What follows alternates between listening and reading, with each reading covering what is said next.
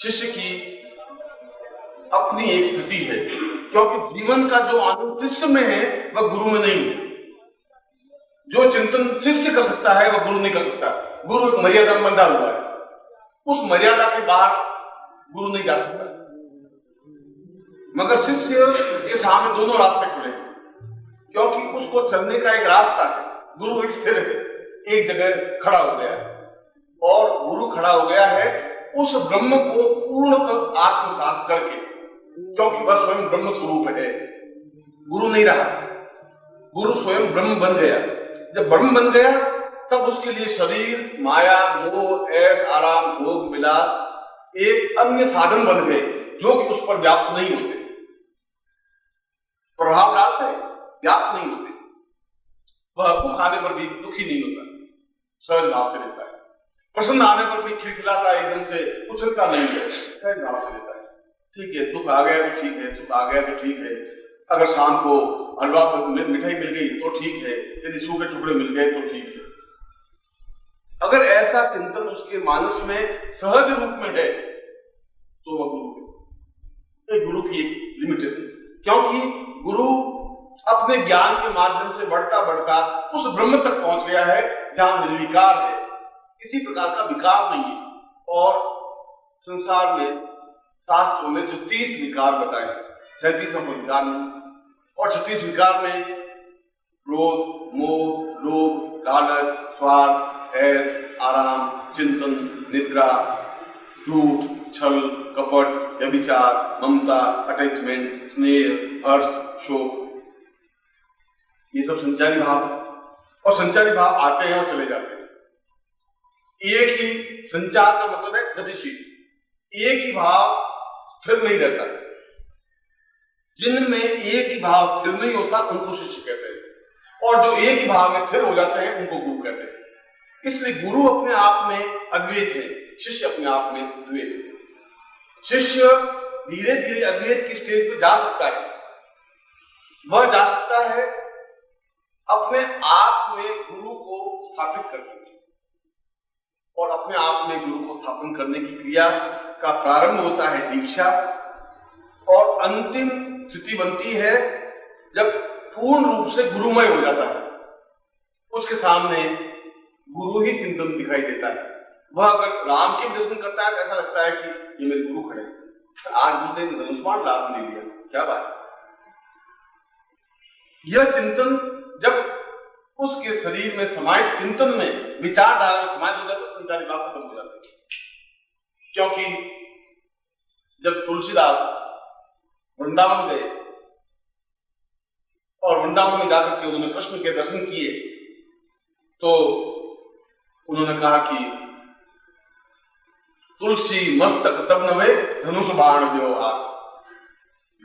मैं आपको प्रणाम तो करता हूं, मगर मुझे कुछ सामीप्यता, अंतरम अनुभूति नहीं होती। मैं तो तब नमस्कार कर सकता हूं जब तुम्हारे आदमी धनुष बाण हो, क्योंकि वह पूर्ण राममय हो गए।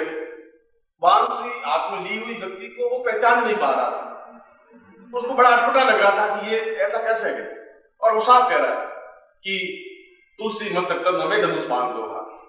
और ठीक यही स्टेज जो तुलसी की राम के प्रति बनी, वही स्टेज शिष्य की गुरु के प्रति बनती है। क्योंकि वह जब उस राम की मूर्ति के दर्शन करता है तब भी उसको वही गुरु का चेहरा दिखाई देता है, वह गुरु का शरीर।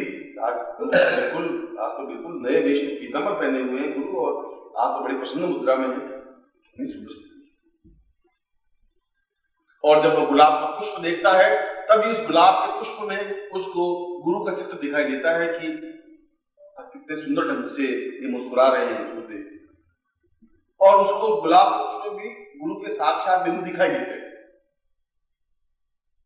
यह दिखाई देने की क्रिया तब बनती है जब शिष्य धीरे धीरे गुरु की ओर समर्पित। मैंने कहा प्रारंभ उसका दीक्षा से।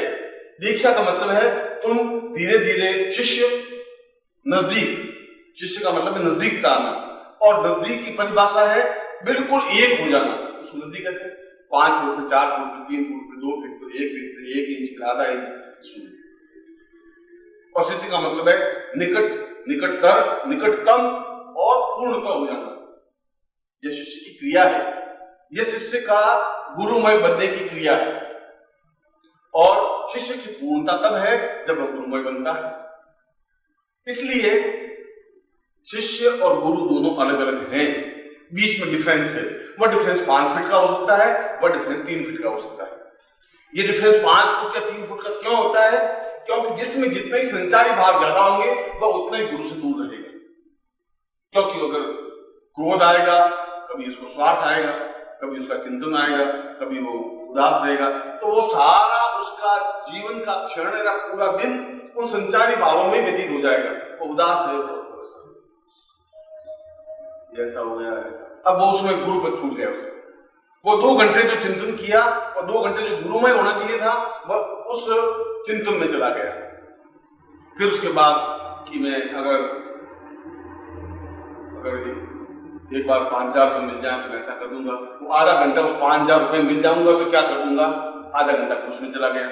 और फिर सोचा कि शादी हुई नहीं है, मैं शादी होती तो लोग बहुत खुश हैं और मैं इस प्रकार की लड़ाई झगड़े नहीं करता जो लोग शादी करते हैं। मैं शादी करने के बाद उसको इतना सुखी रखता, 2 घंटे उसमें खर्च हो गए और संचारी भाव आएंगे।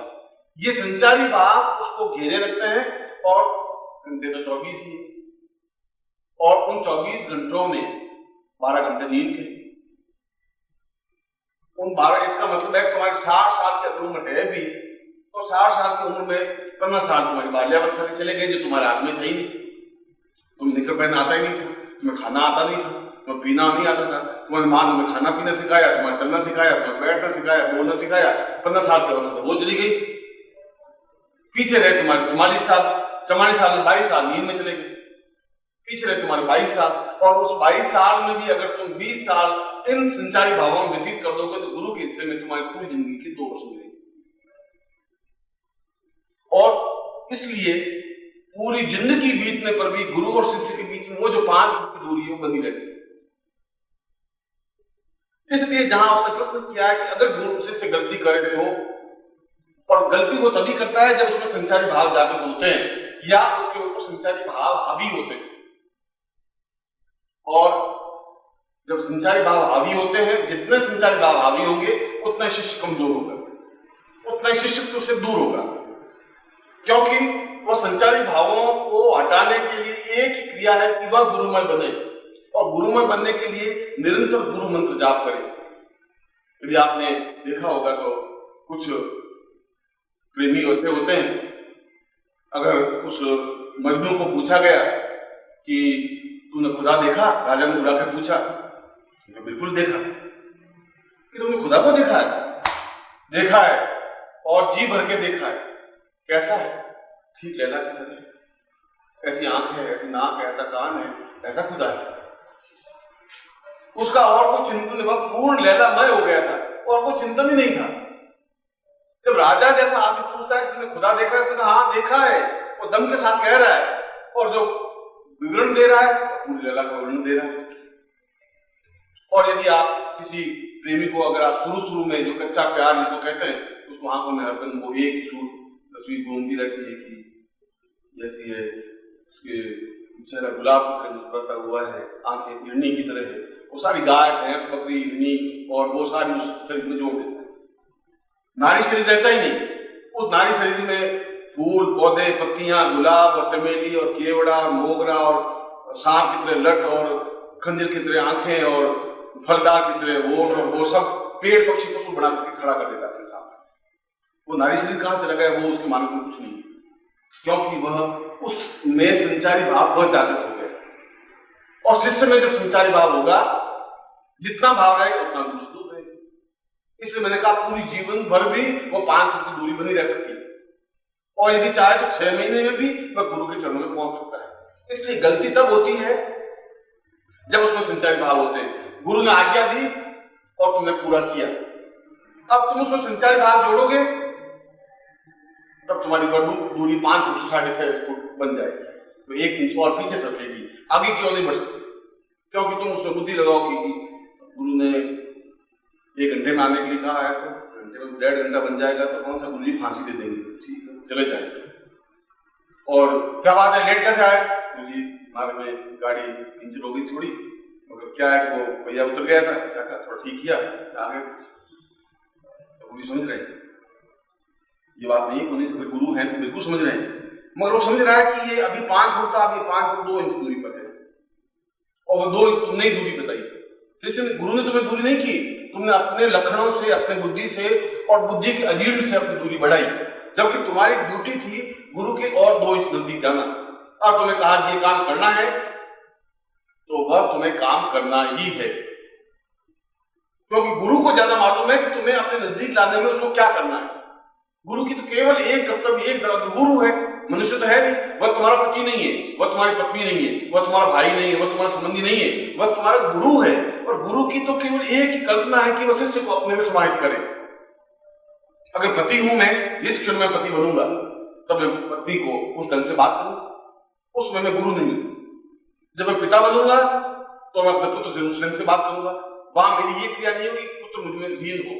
मगर जहां मैं गुरु बनूंगा और जहां शिष्य है, वहां पर उस गुरु का केवल एक ही धर्म कर्तव्य है कि शिष्य को अपने आप अंदर लाए। वो अंदर लाने का प्रयत्न करता है और शिष्य उन संचारी भावों से दूर जाने का प्रयत्न करता है या नजदीक आने का प्रयत्न करता है। इसलिए शिष्य को सापेक्ष कहा गया है कि शिष्य प्रयत्न पूर्वक गुरु की तरफ बढ़े। सब लगाया है शंकराचार्य ने। मैं जो श्लोक बोल रहा था उस श्लोक का अर्थ यह है कि शिष्य प्रयत्न पूर्वक गुरु की तरफ बढ़े और प्रयत्न पूर्वक उन संचारी भावों को हटाकर, आ सकते हैं संचारी भाव, आते ही हटाए और फिर गुरु में लीन हो जाए, फिर गुरु के चित्र की ओर लीन हो जाए। अगर और कुछ वासनाएं, कुवासनाएं, विचार, कुछ चिंतन आते हैं तो हॉल में बैठ जाए, गुरु के चरणों को साफ साफ देखता रहे और कुछ नहीं, अपनी आंख बंद करके गुरु में अपने आप को लीन होने की क्रिया करें।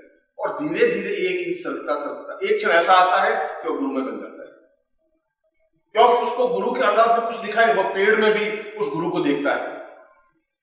उस कबीर को जब पूछा गया कि ईश्वर, उसने कहा लाली तेरे लाल की जित देखो तित लाल, लाली देखकर मैं गई, मैं भी हो गई लाल। कबीर तो ऐसा कह रहा है, ठीक वही जो मैं आपको समझा रहा हूं। वो कह रहा है कि शाम और दोपहर और सूर्य उदय और सूर्यास्त और तारे, ये तो कुछ नहीं दिखाई देते, लाली तेरे लाल की, ये तो सब जगह लाली लाली दिखाई दे रही है, जितना देखो तित लाल। मैं तो जहां देख रहा हूं, रात को, दिन को, किसी आदमी को, औरत को, पशु को, पक्षी को, तो लाल ही लाल दिखाई दे रहा है। और ये मेरा सौभाग्य कि मैं लाली देखने गई, पहुंची अपनी सापेक्षता से, और मैं तित लाल। ठीक वही जो मैं तुम्हें समझा रहा था कि तुम अपने जीवन में गुरु देखकर मैं गई और मैं भी हो गई ना गुरु में सीधी गई, कि तुम धीरे धीरे गुरु की ओर बढ़ो, एक एक इंच, एक एक क्षण तुम्हारा बढ़े, संचारी भावों को एकदम से हावी होकर। हो सकता है कि इस युग में संचारी भाव तुम्हारे ऊपर हावी होंगे, वो हावी होंगे संसार के प्रभाव के फलस्वरूप, आस पड़ोस के वातावरण के फलस्वरूप। अगर तुम सिनेमा के गाने गाओगे या सिनेमा के गाने सुनोगे तो स्वाभाविक तुम्हारे संचारी भाव वैसे जागृत होंगे, और तुम अगर फिल्मी पत्रिका देखोगे तो सुरैया तुम्हें दिखाई देगी, स्वाभाविक है, सुरैया दिखाई देगी तो गुरु दिखाई नहीं देगी।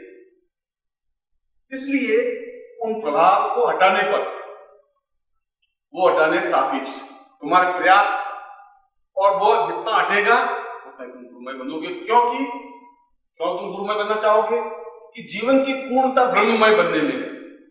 गुरु की मतलब जीवन की पूर्णता 5 बच्चे पैदा करने में नहीं है, जीवन की पूर्णता पति को पसंद करने में भी नहीं है, जीवन की पूर्णता पत्नी को खुश करने में भी नहीं है। तो जीवन की पूर्णता नहीं है, तो जीवन के कर्तव्य है। क्योंकि तुम शादी की है इसलिए उसको रोटी खिलानी पड़ेगी, उसको कपड़े लाके देने पड़ेंगे, तुम्हारा कर्तव्य, ड्यूटी है। और नहीं करोगे तो लोग कहेंगे साला शर्म नहीं आती, शादी की क्यों? जब साला रोटी खिलाने को नहीं की तो तुमने शादी क्यों की? वह कर्तव्य है, ये जीवन का ध्येय है, ये जीवन का लक्ष्य है। मनुष्य अपने लक्ष्य के लिए पूर्णता प्राप्त करता है। कर्तव्य तो तुम्हारी मजबूरी है, कर्तव्य करना कोई जरूरी नहीं है।